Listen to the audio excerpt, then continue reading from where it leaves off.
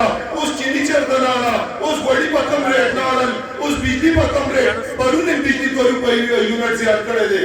نو زما وروڼو یو قهر دی د خدای پاک په دې پاکستان باندې را نازل شوی دی او دې ته به انشاءالله دعا کوو چې دا قهر او محنت به هم کوو چې دا قهر به زر تر زره انشاءالله دلته نه مونږه لرې کوو او انشاءالله دا ابتدا به د نوخار نه کېږي که خیري. نوخار کې مریم نواز شریف راغله او مریم بی بی دا وویل چې ہم نے ان کو گھر میں گھس کر مارا. زه وایم دا د هغې کور نه دی، دا د مسلم لیگ کور دی انشاءالله او دې نه به موږ د مسلم لیگ کور جوړوو انشاءالله. دا چیړي پهلوان چې دی دی خو سره د نوخار نه دی، دی خو د بل چېرته نه راغلی دی او دلته نوخار کې قبضه کړې ده. او عمران خان غوندې یو بېوقوف لیډر خو دنیا ته پکار دی. او خو دغه شان د دې لیډر ابن الوقت خلکو ته پکار و، بس رالل هغه یې پلیټ ډکو کړو، ورته کېناستل، پلیټ یې خلاص کړو. اوس بل پارټیانو ته ګوري لګیا دي.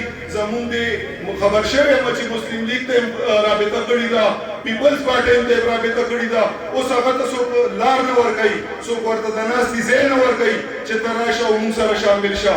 زما وروڼو د حق لار لویې وړۍ لنډۍ او ډېره مزېدارۍ او د دروغو دغه چې هغه ډېر لرې پورې ځي. نو زما خیر زما وروڼو انشاءالله مونږ به دا مسلم لیگ کامیابوو، دا نوخار به مونږ مسلم لیگ جوړوو او انشاءالله 7 سیټه دي، 2 قومي او 15 صوبایي او انشاءالله دا به ګټو که خیري مونږه. زما وروڼو زه تاسو ته امیر مقام صاحب ته اختیار ولي بھائی ته نن دا یقین دهاني ورکوم چې انشاءالله پی کې 62 سیټ به زه په چیلنج سره ویم چې دلته نه دې څوک وګټي او چې څه شرط را سره تړي زه تیار یم ورته چې چاته مو ټکټ ورکړو چې څوک مو رامخکې کړ انشاءالله کوڅه په کوڅه دا جنډا چې څونه محنت مې پی ټي آی ته کړی و د هغې په ډبل ټریپل محنت به انشاءالله د پاکستان مسلم لیگ ته کوو. دا د حق پیغام به ورته رسوو، دا د رښتیا پیغام به ورته رسوو. او زه دې خبرو نه پس چونکې تاسو هم ډېر انتظار وکړو، زه به ډېر ټایم نه الم او زه انشاءالله نن نه پس باقاعده پاکستان مسلم لیگ کې د شمولیت اعلان کوم او زه به انشاءالله د یو سپایي په شان کار کوم او ستاسو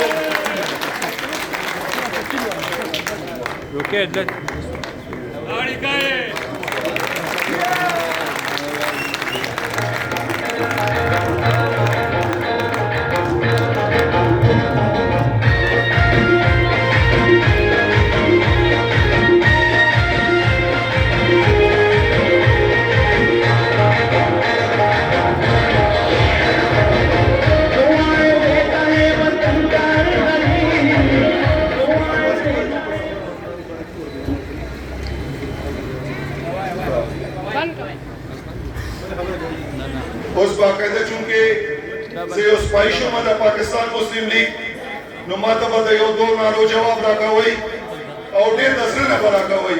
ما ته پته ده چې تاسو راغلي یئ نو د زړه نه راغلي یئ. زه خو یو غریب عاجز سړی یم خو چې ما په دعوت تاسو دلته تشریف راوړی دی نو انشاءالله تاسو به جواب هم هماغسې راکوئ. پاکستان مسلم لیگ